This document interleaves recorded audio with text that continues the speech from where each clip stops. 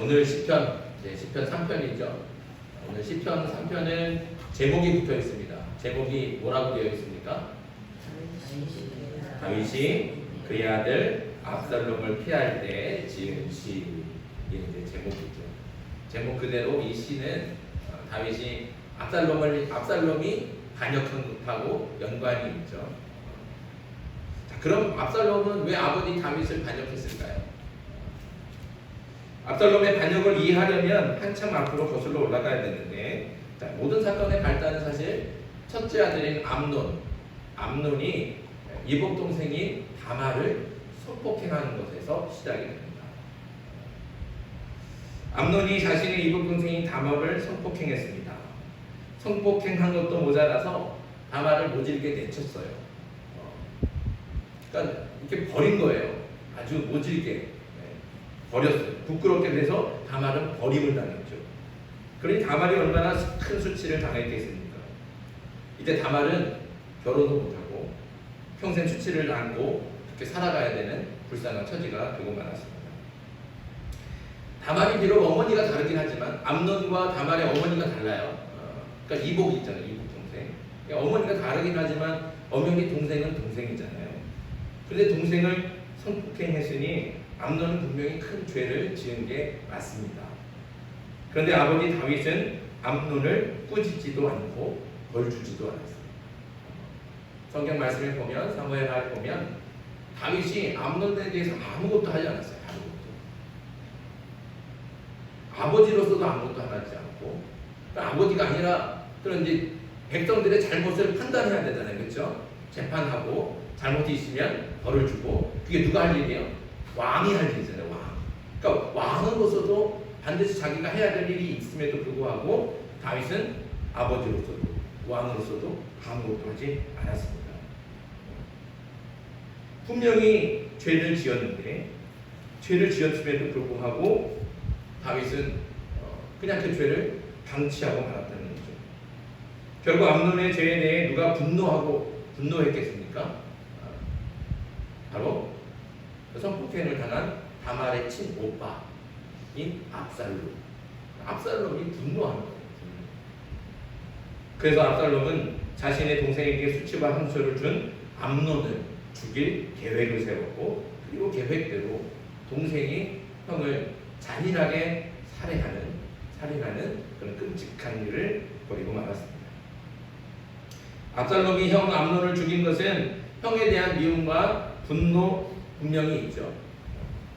자신의 동생을 그렇게 욕보이게 한, 그렇게 또 아주 수치를 준, 그거에 대한 분노, 그래서 미워해서 형을 죽였을 것도 분명히 있습니다.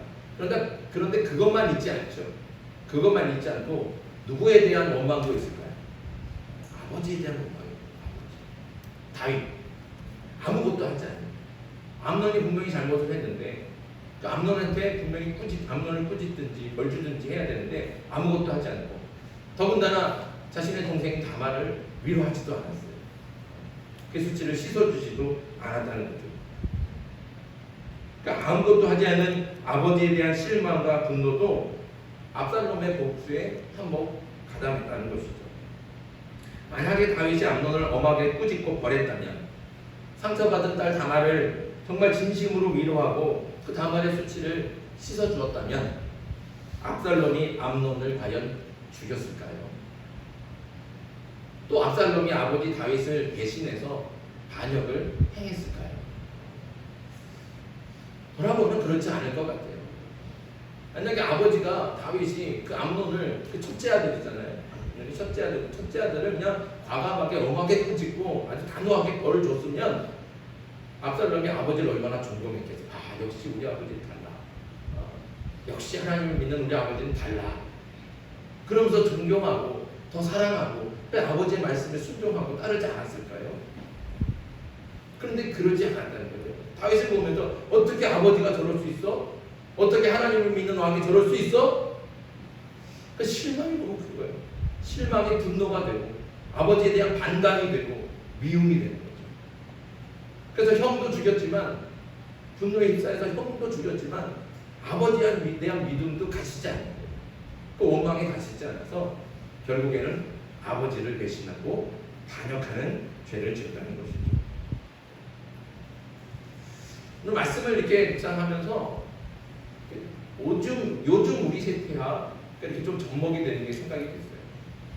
얼마 전에 한 초등학교에 한 선생님이 안타까운 죽음을 당해서 지금 교권 문제가 사회적인 이슈가 되고 있지 않습니까? 제가 보기에는 이 모든 문제의 발단은 바로 부모들의 지나친 자식사랑 여기에 있지 않을까 생각이 됩니다. 부모의 사랑이 너무나 지나쳐서 자녀가 분명히 잘못을 했는데도 불구하고 자녀의 잘못을 인정하지 않는 거예요. 그리고 저는 자꾸 선생님한테만 전화해서 우리 애 아니라고, 그리고 자꾸 악성으로 민원을 넣고 선생님이 너무 괴로운 거죠.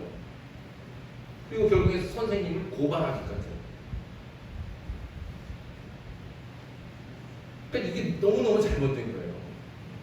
아이를 바르게 가르치라고 맡겼는데 그 맡긴 선생님을 오히려 다그치고, 왜 우리 애를 이렇게 가르치냐고 서로 오히려 선생님을 모욕하고 또 민원을 넣고, 그 선생님을 괴롭히고 고발하기까지 합니다. 이런 것을 보면서 아이가 뭘 보고 배우겠습니까? 그런 아이가 자라서 어떤 사람이 되겠습니까? 다윗은 자녀들을 잘못 방관하고 무책임하게 방치하는 바람에 자녀의 잘못을 바로잡지 못했고 상처받은 자녀를 위로해 주지 못했습니다. 그래서 자녀가 어긋났다는 거죠. 요즘 부모들은 자녀를 너무 지나치게 사랑해서 과잉보호하는 바람에 자녀가 잘못을 해도 인정하지 않습니다. 다윗과 요즘 부모가 모양은 다르지만 결과는 똑같아요. 결국엔 어떻게 해요? 자녀를 망치는 거예요. 망치는. 압살롬은 형을 죽이고 아버지를 배신하는 페르나가 되고 말았고요. 요즘 아이들은 자신이 무슨 잘못을 했는지도 모르고 자신의 잘못을 훈계하는 선생님을 오히려 무시하고 깔보고 함부로 하는 페르나가 되고 있습니다. 선생님이 잘못을 해도 가르쳐도 아이들이 콧방진도 안 껴요. 아이들이 뭐라 그래요? 저번에 뉴스 보니까 수업 시간에 뒤에서 라면을 먹고 그것을 유튜브로 생방송을 하잖아요. 선생님이 지적을 하는데도 무시를 버리고 있어요. 듣는 척도 안 해요. 그냥 끝까지 수업이 끝나는데도 라면을 먹고 방송을 띠끌거리면서 웃으면서 방송을 하고, 그걸 또 선생님은 뭐라고는 했지만 또 정확히 또 제대를 못해요. 왜? 고발당하니까. 이게 너무너무 안타까운 거죠. 너무너무 안타까워요. 이런 세태와 오늘 말씀을 보면서 깨닫는 것은 뭐냐면 때를 놓치면 안 된다는 거죠. 때를 놓치면. 특히 자녀들의 문제는 더욱 그렇습니다. 자녀들이 잘못을 했으면 그때 바로 엄하게 꾸짖고 훈계해서 바르게 가르칠 수 있어야 됩니다. 그게 진짜 사랑인 거죠. 근데 그걸 방치해버려요. 잘못을 했는데도 놔둬버려요. 아니야, 너 잘못한 거 없어. 그러면서 오히려 선생님을 뒷달같이 쫓아가서 왜 우리 아이들이 이렇게 말하냐고. 그게 말이 되냐는 거죠. 근데 이 때를 놓치면 결국에는 아이들이 돌이킬 수 없는 사람으로 자라간다는 것이죠. 압살롬은요 굉장히 아주 외모가 출중한 사람이에요. 그래서 백성들이 다 보고 머리끝부터 발끝까지 흠잡을 데가 없다는 거예요. 머리끝부터 발끝까지 그 정도로 아름답고 정말 모든 백성들이 좋아하고 그런 사람이 바로 압살롬이었어요. 근데 그 압살롬이 어떻게 형을 죽이는, 그리고 아버지를 반역하는 그런 패륜자가 됐냐고. 때를 놓쳤기 때문에 그래. 때를 놓쳤어요. 바르게 훈계하고 가르쳐야 되는데 그 때를 놓쳐버리는 거예요. 우리 아이들도 마찬가지예요. 지금 이 때를 놓치면 우리 아이들하고 미래가 없는 거예요. 우리나라에도 미래가 없는 거죠. 우리가 선생님한테 가르쳐 주십시오 하고 맡겼으면 맡겨야 돼요. 놔야 돼요. 그래서 때를 놓치면 안 된다는 겁니다. 자녀 교육뿐만 아니라 모든 것이 마찬가지예요. 미루고 방치하면 문제는 더 커지고 돌이킬 수 없는 죄의 뿌리가 되기도 하는 겁니다. 그러니 때를 놓치면 안 됩니다. 혹시 미루고 방치하고 있는 죄가 있습니까? 책임지지 않으려고 물러나서 구경만 하고 있는 문제가 있습니까? 특히 죄의 문제에 있어서는 그저 무책임하게 반감만 하고 있으면 안 되는 겁니다. 무엇이든지 미루고 방치하지 않기를 바랍니다. 뒷전에 두면 안 되는 거예요. 이게 언젠가는 해결이 되겠지. 그러니까 손 놓고 있으면 안 된다는 거죠. 잘못을 보고 또 죄를 알았을 때는 반드시 어떻게 해요? 그 자리, 그 즉시 단호하게 잘라내야 됩니다. 그런 결단과 행함이 있어야 됩니다. 모든 것이 다 그렇고 자녀 교육뿐만 아니라 모든 문제가 다 그렇다는 것이죠. 특별히 죄에 대해서는 민감하게 반응해서 작은 죄와 잘못이라도 허용하지 않고 즉시 단호하게 잘라낼 수 있는 저와 여러분들에게 소망합니다. 그래 우리의 삶이 다르게 우리의 삶뿐만 아니라 우리가 만나고 있는 모든 사람들과의 관계 속에서도 마찬가지라는 거죠. 저와 여러분들이 그렇게 정말 때를 놓치지 말고 특별히 죄에 대해서는 정말 단호하게 그 즉시 잘라내고 끊어낼 수 있는 그런 결단력을 가지고 죄를 끊어내는 저와 여러분들 되길 바랍니다. 제목만 얘기했는데요. 제목만 얘기했는데 오늘 이제 본문의 말씀 본론으로 한번 들어가 보겠습니다. 오늘 시편은 다윗이 그의 아들 압살롬을 피할 때 지은 시라고 했습니다. 자, 한번 생각해 보십시오. 아들에게 배신을 당해서 쫓겨가고 도망가고 있어요. 이렇게 아들에게 배신을 당해서 도망가는 아버지의 마음은 어떨까요? 막 분노만 있고 정말 저 아들을 내가 반드시 죽여 없애야겠다 이런 마음이 있을까요? 그러지 않겠죠. 분노보다는 정말 찢어지는 아픈 마음이 있을 거예요. 우리가 말씀을 다 알지만 다윗은 어떻게든지 압살롬을 살리고자 원했잖아요. 자신에게 칼을 들인 그 아들인데도 불구하고 요압이 전쟁에 나가게 내 아들은 죽이지 말아라. 어떻게든 살려서 보내라. 당부했던 사람이 바로 다윗이에요. 그러니까 아들에 대한 사랑은 끊을 수가 없는 거예요. 그러니까 아들에게 반역을 당해서 도망치고 있는 다윗의 마음은 분노와 뭐 이렇게 어떤 그런 주체할 수 없는 그런 화가 아니라 정말 찢어지는 마음, 아들을 향한 안타까움이죠.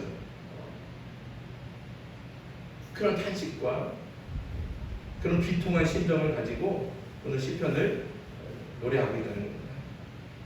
자, 오늘 시편 1절 한번 같이 한번 읽겠습니다. 1절 시작. 여호와여 나의 대적이 어찌 그리 많은지요 일어나 나를 치는 자가 많으니이다. 아멘. 자, 다윗이 뭐라고 고백하고 있습니까?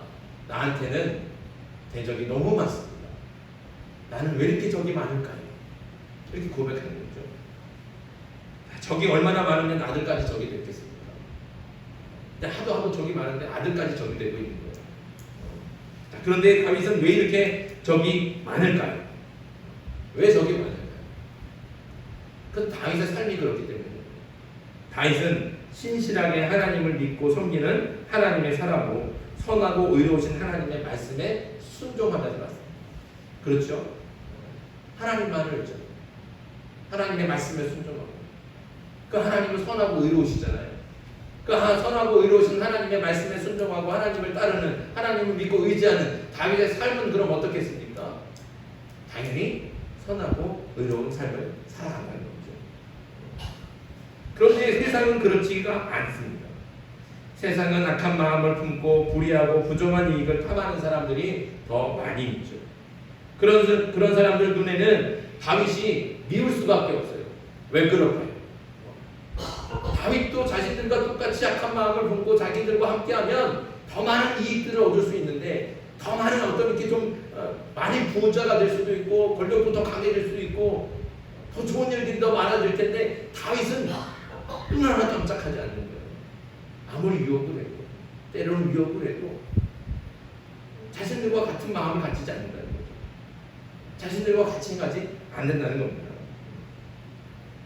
그러니까 다윗 때문에 자신의 욕심을 다 채울 수가 없는 거예요. 다윗만 좀 함께 해주면 더 큰 이익이 분명히 있는데 다윗이 함께 하지 않으니까 손해가 막심하는 거예요. 그래서 다윗이 미운 겁니다. 그래서 다윗이 또 다윗을 대적하는 것이죠. 다윗은 하나님의 뜻을 따라 선하고 의롭고 정직하게 사는데도 불구하고 이렇게 많은 적들에게 위협을 받았습니다. 위협만 받지 않고 비난과 조롱도 당하죠. 2절 말씀, 우리 2절 말씀 같이 읽습니다. 시작. 많은 사람이 나를 대적하여 말하기를 그는 하나님께 구원을 받지 못한다 하나이다. 네. 다윗같이 신실한 하나님의 사람이 어디 있습니까? 그렇게 하나님을 진실하게 믿고 하나님만을 의지하고 하나님의 말씀에 순종하는 사람, 다윗 같은 사람이 어디 있는 거예요? 그런데 그런 다윗을 향해서 사람들이 말하는 거예요. 세상 사람들이. 봐라, 하나님이 너를 버렸다. 하나님이 너를 구원하지 않으실 거야. 왜 그래요? 다윗이 지금 아들한테 쫓겨갖고 도망가고 있죠. 그 비참한 모습을 바라보면서 더 봐라, 하나님이 너를 버린 게 맞아. 그러니까 아들이 너를 대적하지. 하나님이 너를 구원하지 않을 거야. 이렇게 조롱이 섞인 말로, 비난이 섞인 말로 다윗을 흔들고 있다. 그러니까 다윗이 그런 말을 들으면 신실했던 다윗도 흔들릴 수가 있는 거예요.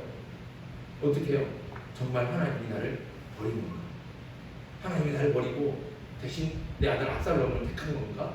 그래서 내가 지금 이 수치와 모욕을 당하는 것인가? 이런 생각이 들면서 하나님을 의심할 수도 있고 믿음이 흔들릴 수 있다는 겁니다. 그러나 다윗은 전혀 흔들리지 않았습니다. 3절 말씀 봅니다. 3절 같이 읽습니다. 시작. 여호와여, 주는 나의 방패시요 나의 영광이시요 나의 머리를 드시는 자이시니이다. 아멘. 다윗에게는 확실한 믿음이 있습니다. 자신을 위협하고 비난하고 조롱하는 적들을 하나님께서 반드시 막아주실 것이라는 믿음. 하나님께서 방패가 되셔서 적들로부터 다윗을 지켜주시고 다윗을 비난하고 조롱하던 사람들이 오히려 창피할 정도로 다윗을 영광 중에 높여주실 것입니다. 다윗의 머리를 거기 드신다는 거예요. 기운 없이 고개 숙인 다윗, 그 다윗의 머리를 힘있게 다시 일으켜 세워주신다는 거예요. 누가 하신다고요? 하나님께서 지켜주시고 반드시 높여주시고 선한 길로 인도하신다. 이것을 다윗은 너무나 확실하게 믿고 있는 겁니다. 그래서 아무리 적들이 무섭게 위협을 해도 하나님을 의심하지 않았습니다. 믿음을 흔드는 비난과 조롱의 말을 들어도 다윗은 절대로 흔들리지 않았다는 것이죠. 그만큼 다윗은 전적으로 하나님을 믿고 의지했던 겁니다.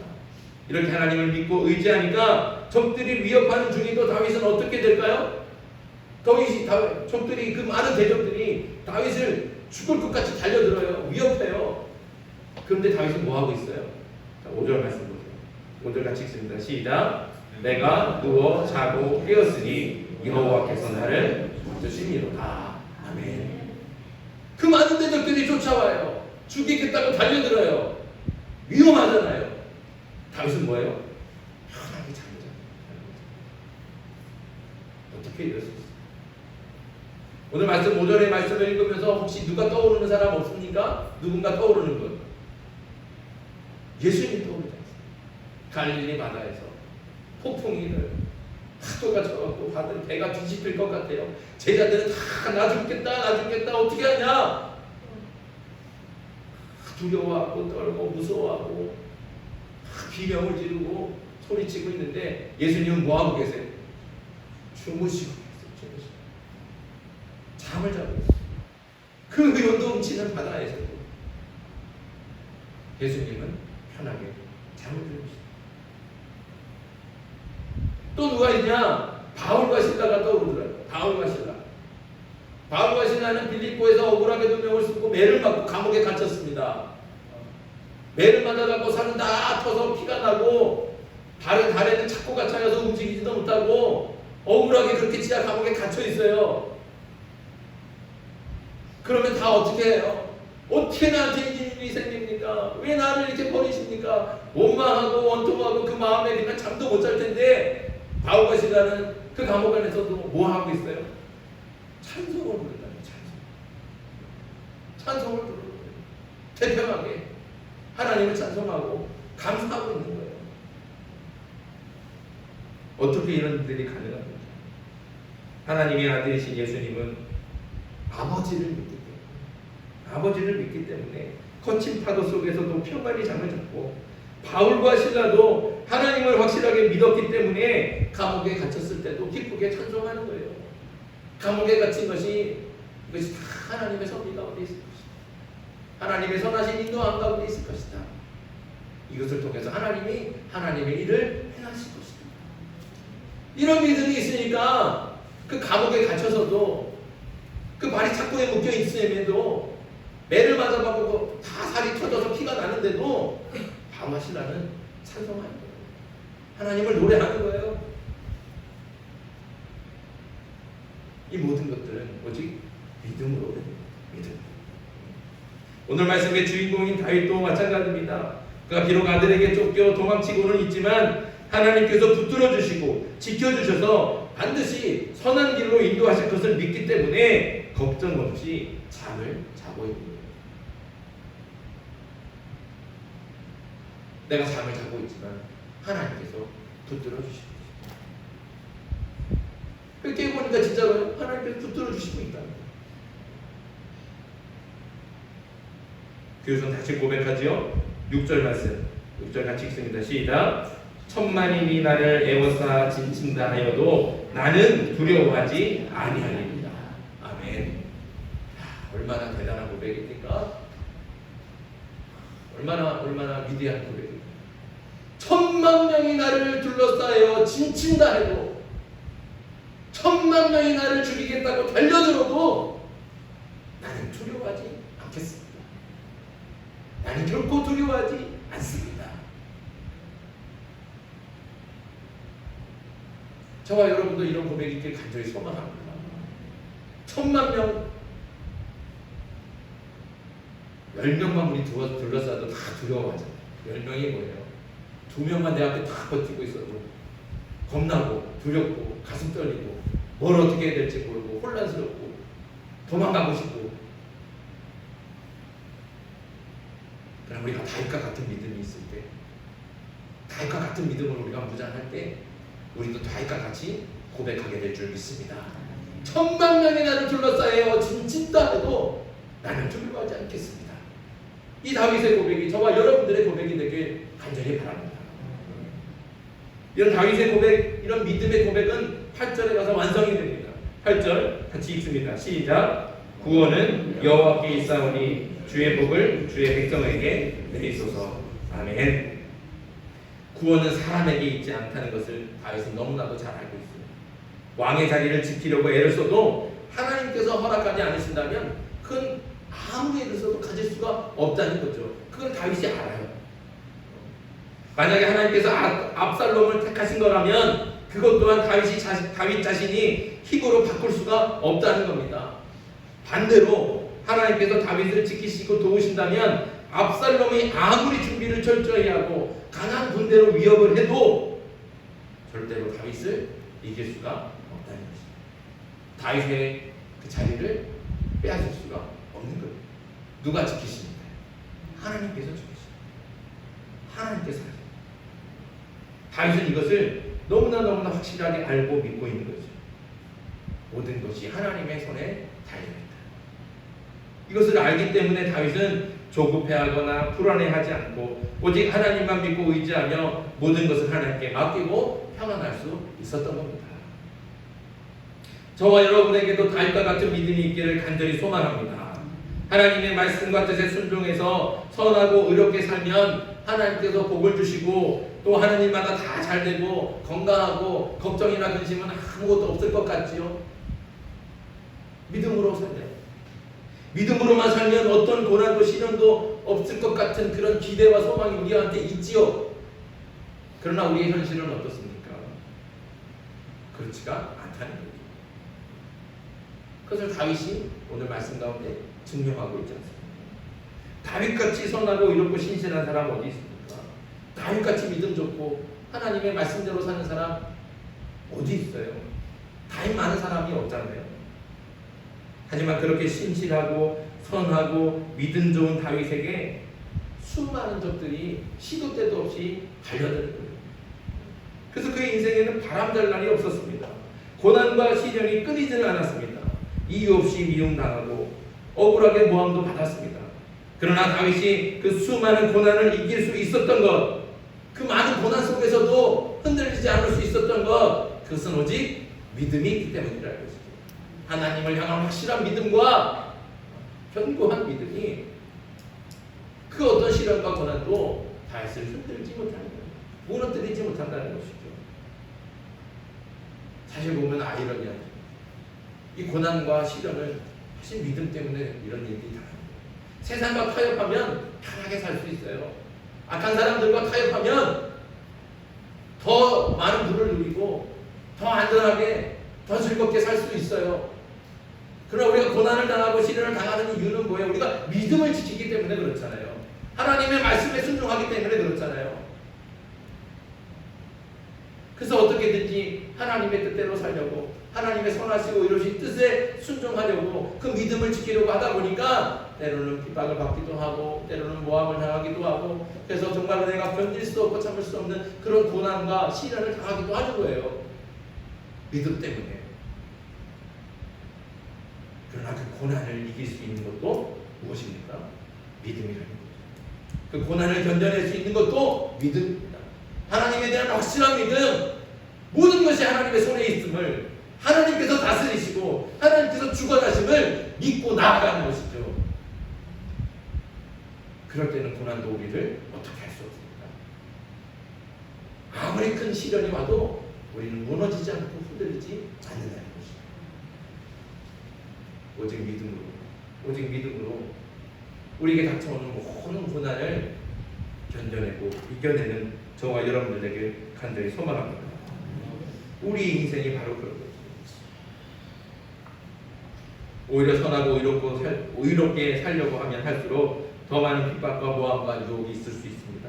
그때 다윗과 같은 믿음으로 핍박과 모함을 견디고 유혹을 이겨낼 수 있는 저와 여러분들에게 소망합니다. 나는 잘못한 게 없는데도 세상이 비난하고 조롱할 수 있습니다.